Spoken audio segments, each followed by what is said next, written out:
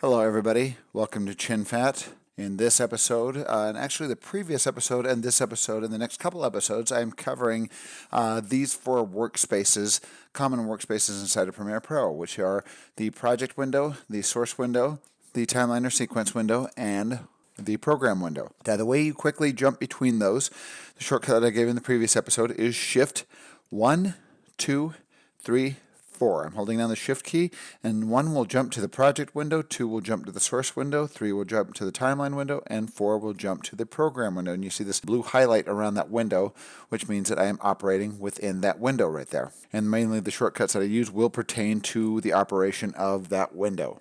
So, since we are working in the source window, I'm going to hit Shift 2, and now I'm selected the source window. But right now we don't have a clip loaded, so what this essentially is a clip viewer. The timeline is where you're going to drop your clips and create a sequence of edits, and then that will show in your program monitor. But right now the source window is for viewing a clip, and it's for a basic editing window as well, for setting in points and out points of a clip that you're going to be dropping down inside your timeline. So to select a clip, I'm going to work mostly with shortcuts here. I'm going to hit Shift 1 to jump to my project window. I'm going to hit arrow down. I'm going to go down and find my merged clips here. So I've hit an arrow down to go to those. So far, I've just used shortcuts. I hit Shift 1, arrow down, down, down, down until I got to the folder that I want, arrow right to open that up, and then I can arrow down through this footage here and find the clip that I want. Once I find the clip that I want, I can hit Shift O and it will open it up. And it will open it up inside of my source monitor here. So now we're kind of cooking with gas. We've got something loaded here. It's just not this kind of dull gray window that's with nothing there. That's what this is a clip viewer. So this will view individual clips from your project window and also from your timeline if you wish. And keep in mind the source window is for referencing files out of either the timeline or out of your project window. So right now it is referencing this clip out of my project window. So let's find an interesting clip here. Let's see, I'll pick up one right there. I've got this one clip I've opened up. Okay, so I've got this clip opened up in my window here, in my source window here, and I'm operating out of this window because I've got that highlight around it. By the way, this is a fight scene that some students at Salt Lake Community College shot on Super 16mm film. So kind of a fun project that they got to shoot. But let's talk about what some of these things do in this window here. First of all, any window that you work out of, any one of these windows that you're going to work out of has this little 3-line item right here.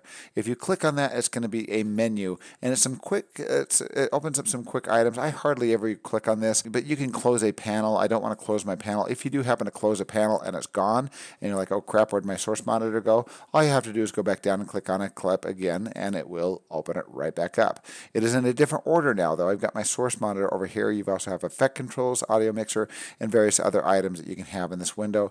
But the main window that we are covering right now is the source window, and I'm going to drag that over to the left and drop it back here so it's the first window in the sequence there. All right, so first and foremost with this window here, since this is a clip viewer or an audio viewer here, let's go through the playback options here. Now, if you move down, you've got your controls down here to playback, to step one step forward. I basically never use this. I'm going to show you why, because I pretty much use all shortcuts. In fact, all these things down here, add marker, mark in, mark out, inpoint, go to inpoint, go to outpoint. I pretty much never use these because if you hover over these all have shortcuts, which I'm going to be covering.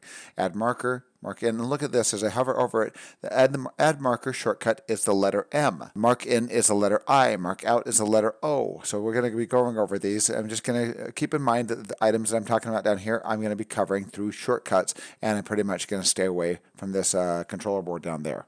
I'd say memorize these shortcuts. It's going to come in way more handy, and you'll be editing a lot faster than if you're going down here and clicking on these individual items. So first of all, playback. To play a clip back, all you have to do is hit this spacebar. Spacebar will simply play a clip. If I hit spacebar again, it will pause the clip. Now let's talk about rewinding things and playing things back. You've got a playhead down here. This is the entire duration of your clip from beginning to end down here, unless you grab this little item right here and this zooms up on individual till you eventually get to individual frames. Each one of these little notches now, I've zoomed up so close to this that each one of these individual notches is an individual frame. There's a new frame, there's a new frame, there's a new frame. I'm clicking arrow right to go through these frames here. By the way, one frame at a time. Each one is an individual picture. If I grab this and expand it, all the way, stretch it all the way to the end. Now this is the very beginning of the clip. This is the very end of the clip. If I zoom in on it here, once I hit the end of this, it'll keep shuffling back until it reaches the beginning of the clip. And if I force this over to the right, you'll see that bar right there at the bottom scrubbing over until it finally reaches the end of the clip. I kind of like to keep this on the full clip for most part, unless I'm trying to look at individual frames. But a quick way of navigating, of moving through your timeline here, is you've got this little playhead. This playhead, as long as you're expanded this and you're viewing the entire clip, you can grab this, you can quickly go to the beginning of the clip by dragging it with your mouse or drag it to the end of the clip. Once again, I promise that I'm going to be going through shortcuts so you can kind of keep away from your mouse. To go to the very beginning of your clip, you hit your home key. Your home key is above your arrow keys, and then the end key is underneath your home key. So you got home and end right up above your arrow keys. You'll see home and end. Home will take you to the beginning of your clip, which makes sense. Now notice my playhead is at the beginning of the clip. End will take it to the end of your clip. You can simply move around like this inside your timeline by dragging it, but I kind of like using my shortcuts. Shortcuts to move around and navigate inside your timeline are going to be JKL. JKL, I have my right hand. With my right hand, I put my forefinger on J, my middle finger on K, and my ring finger on L, kind of in a row. And I will hit, K is going to be for stop and play. K is going to be essentially stop. That is your stop key. And to the left of that is the J, which is going to be your rewind key. And to the right of K is L, which is going to be your forward key. So JKL, J, I'm going to hit J once and watch what happens. It rewinds, and it rewinds at 100%. If I hit K, it stops. If I hit L, it will go forward at 100%. Now, if I want to go faster through so if you want to basically do this, essentially this, you grab your playhead and you skim through it really fast trying to find a clip. You can do that by hitting L to forward, L again, and it goes faster each time, L again until it goes really fast, then K to stop. So if you're looking for a certain portion of the clip, this is really convenient. I'm going to show you how here in a minute. Let's say we want this clip to start when they start moving. They're sitting here waiting for action. The slate gets moved out of the way, and they're waiting, and somebody yells action, and they start fighting. Okay.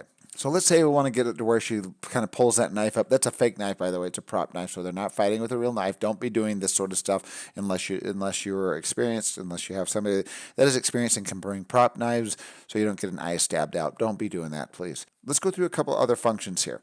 So you got your JKL. You also have your arrows up and down. Right now, since I don't have any in or out points, what the arrows up and down do is they land on edit points. And right now, since I don't have any edit points in this, if I hit arrow up, it goes to the left and it goes to the very beginning of the sequence. Arrow down will go to the end of the sequence. Now, if you hit arrow right, it's going to go through one frame at a time. As I hit arrow right, it's jumping one frame at a time. If I hit arrow left, it goes backwards one frame at a time. So this is how you navigate through clips. Now, if you want to do that a little faster, but in higher increments, you can do shift arrow right, and it will jump 5 frames at a time instead of 1 frame at a time. Shift arrow right. If I even hold down shift arrow right, if I'm just holding down shift and I hold down arrow right at the same time and just hold it down, it kind of quickly shuttles through this at like about double the speed there. If I hit shift arrow back, it jumps 5 frames at a time every time I click it, or if I hold it down, it shuttles through it at double speed. So just some quick ways of navigating through your clip there. Let's say right now I'm going to hit home and go to the beginning, and now I want to go to the part where she actually lifts the knife up and tries to stab him with it the first time. So I'm going to hit L to go forward, L again to go faster, and I'm going to, on the fly, I'm going to hit K right there.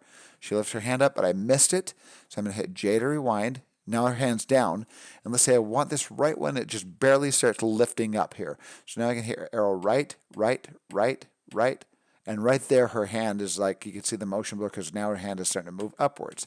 So let's say I want it right there. Say that's the point that I want this edit to begin on.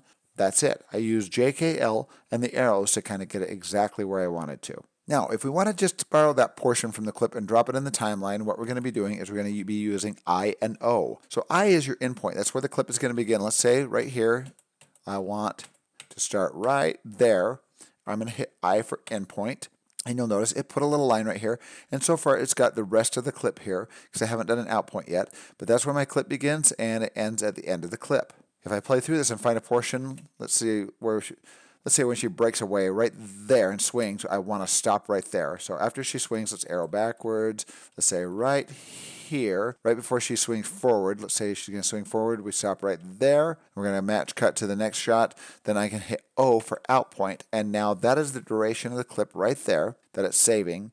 And now I can put this in my timeline there. I haven't created a timeline yet. We're going to go through that in a minute here. But that's how those are the functions in here. Now look. So now a couple of other shortcuts here as I move around. Let's say I want my playhead to land on the endpoint.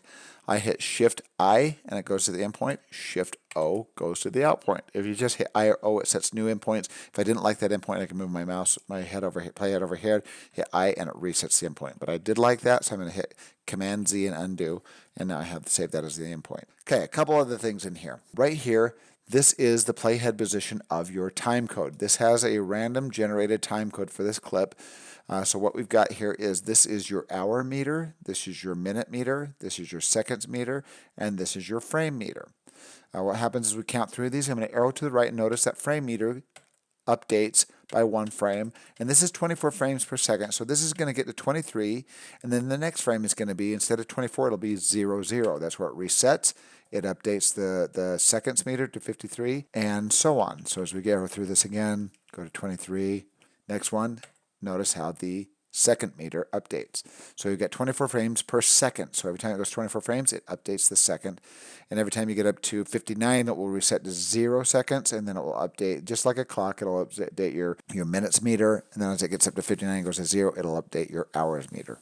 This over here is a duration of your clip from your endpoint to your out point. Once you've set an endpoint and out point, that's the portion that you want to keep right there. That is your duration. 4 seconds and 6 frames is how long that thing how long this endpoint to out point lasts exactly. Down here at the bottom, like I mentioned, this stuff is everything that we just basically covered in shortcuts. I didn't cover marker. I'm going to have a separate episode on markers. You can set markers anywhere on a clip. If you're going to be keeping notes, you can hit a marker there, and on that you can put a note about that specific part of the image. I'm just going to undo and take that off. I will have a separate episode on markers in the future. But we went through mark endpoint, I and O, the letter O. Go to endpoint, Shift I, Shift O, your playhead, space, or hit L or J to play backwards, L to play forwards, and then your shortcut will step forward 1 frame, you hit your right arrow and left arrow. So we went through all those shortcuts for you. Insert and overwrite. I'm going to be covering this in a future episode, but quickly what this does is it drops your video clip down to your timeline. Right now there is no timeline, so if I click on that, or if I hit the shortcut for it, which is insert is comma, overwrite is period. I'll cover this in a later episode. Right now if I hit comma or period, it doesn't do anything because there is no timeline. I got to create a timeline.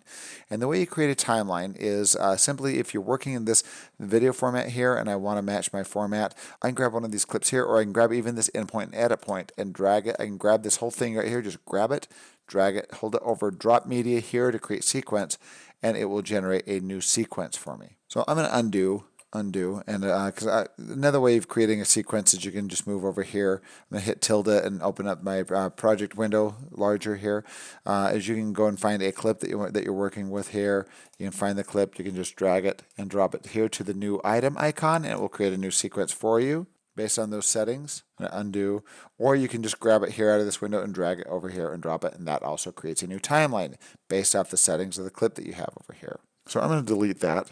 I'm going to undo that, get rid of it, because I want it based off the clip settings up here. So I'm going to drag this one down, drop it, and it drops both the video and the audio that's up here in this in the source window. Now that I've created this, I can delete this. I can select this clip and delete it. So now I can do an overwrite or an insert.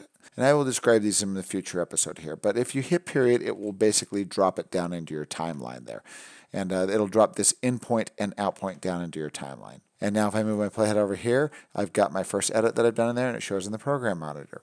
You also have over here on the side a button editor. That's for adding new icons down here for your button editor for kind of quick features down here, which you've already have a lot of those things already added down here, like switching to proxies and whatnot.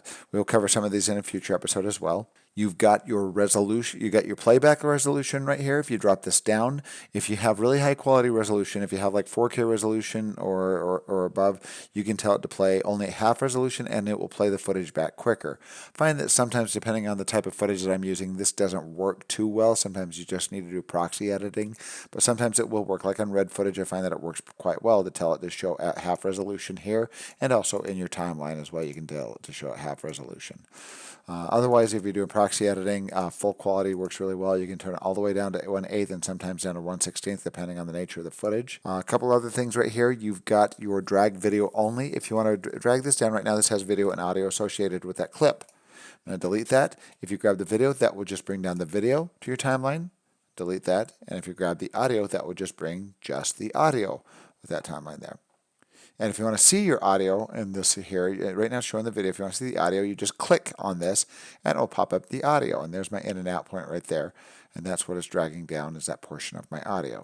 Let's click on video to go back to my video. A couple other quick things here is we've got this little fit, select zoom level. Sometimes if you're doing compositing, you can zoom out to 25%, 10% to make a smaller window, zoom in 400%. You got these little scroll bars that scroll across the image that you're looking at, what portion of the image you're trying to look at. This really is helpful in the program monitor more than it is in the source monitor when you're doing compositing, which we will get to in a future episode. But we can click on this and just say fit, and it brings back and it constrains the footage to just this viewing area right there. Like in my project window, I can move my mouse over this and hit tilde. It will bring it full screen. If I hit tilde again, it will take it back. The tilde is the key above the tab key underneath the escape key. And lastly, we're going to cover the little settings tab right here. There's some items under the settings for this window that you can do. Some of these are really complex for complex features like getting source program and monitor. There's some certain reasons you want to do that. Composite video, audio waveform, we kind of showed you how to do that. Alpha channel if you're doing compositing. Playback resolution, a lot of these features you have access to in other portions of the window. Overlay settings, and this is overlay settings and overlay. This is really common for if you're doing graphics and whatnot and trying to keep things within safe margins. You got your safe margins arrangement here for action safe and title safe, which we'll cover in a future episode. I know I keep saying that, but a lot of these are kind of advanced features that it takes a long time to explain, but I just want to get across the basics of what your source monitor is. That is a media viewer, a clip viewer that you can look at your clips. You can say in and out points and then drop them down and do some basic editing and then drop it down in your timeline. Last thing here is to keep in mind when you drop something down inside your timeline. When you drop something down inside your timeline, let me delete that audio and I'm going to drop that clip down inside my timeline by hitting period. That clip is now down inside my timeline, and that's showing in my program monitor. But once it drops down here, this one is no longer referencing the file that I used over inside my project window. It made a copy of the file, and now this is almost like its own folder here that it's referencing this clip here. So now this is acting independently from this up here. In fact, I can drop down multiple copies here. Let's go period, period, period, period, and each one of these, it just dropped down a copy, and it's just repeating itself over and over again inside my timeline. And each one of these is a clip acting independently of itself. Now these are copies of this file right there, of that in and out point. That's a basic rundown on the source monitor. On the next episode, we're going to be going over the timeline. And in the following episode, we'll cover the program monitor.